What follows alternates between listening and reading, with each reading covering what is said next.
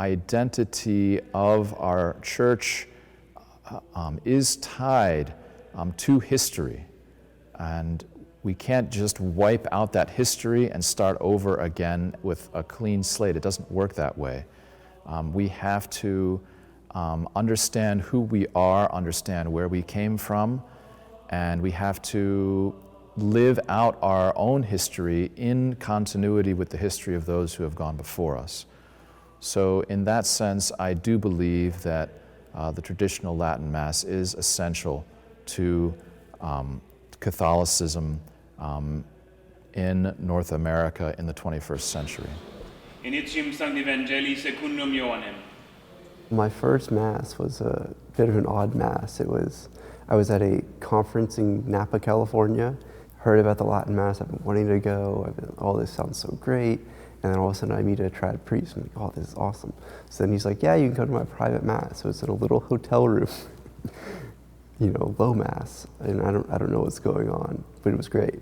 A friend of mine invited me to go to Mass, to a traditional Latin Mass with him in New York City at Holy Innocents Church, and I was just in awe of the beauty. It was a high Mass. It was my very first Latin Mass, and I sat in the back because I didn't know what was happening.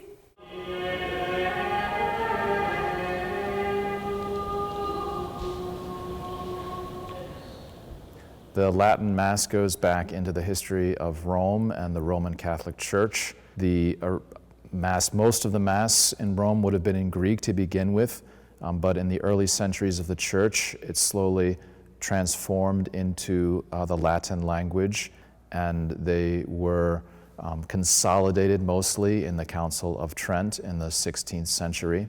So the traditional Latin Mass that you see today really looks back to the consolidation from the Council of Trent.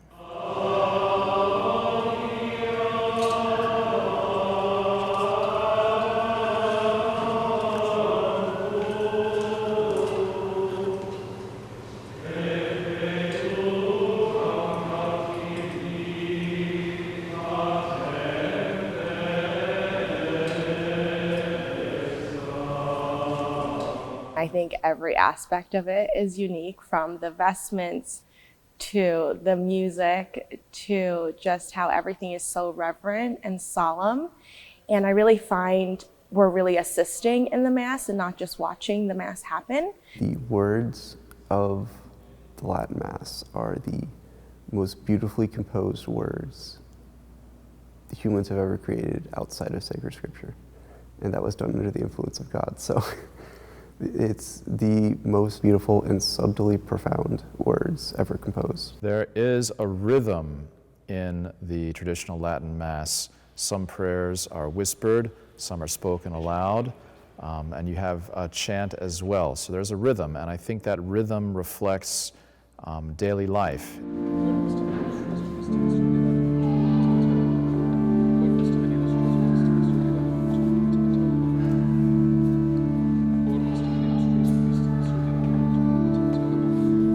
Those of us who are still young and stayed in the faith, did not leave, want, the fullness of it. We don't want, a Mass where we go to it every week and it's like shifting sands and things could be different.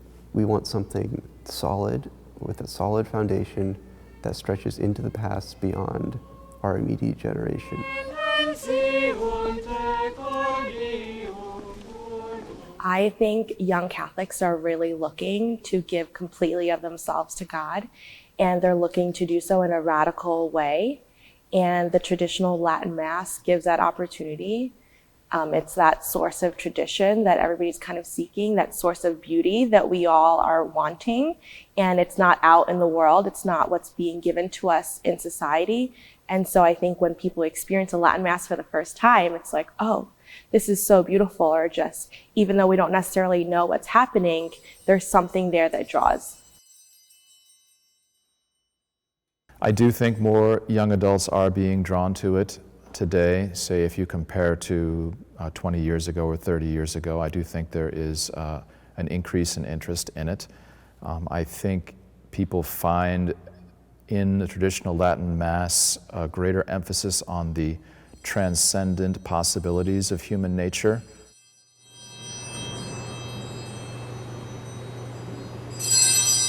come, and the first time you come, don't try to follow along, actually. Sit there, pray, and just experience it.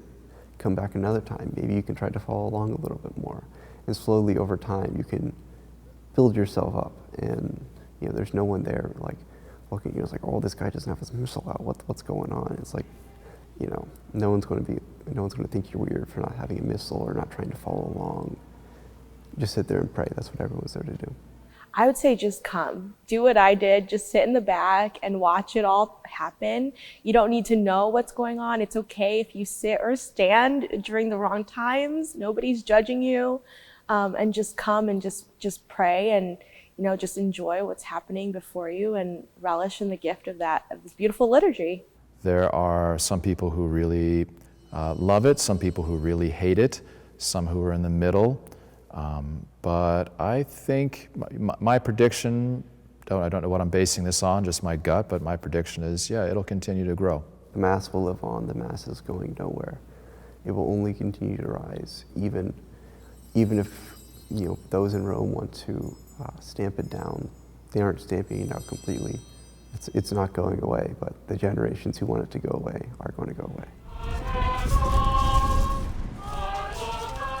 Seeing just how many young people, how many young families bringing their babies and their children to Mass, and seeing the little girls with their chapel veils on, and just knowing that is the future of those who will be attending the extraordinary form. I only think the Latin Mass is going to continue to grow.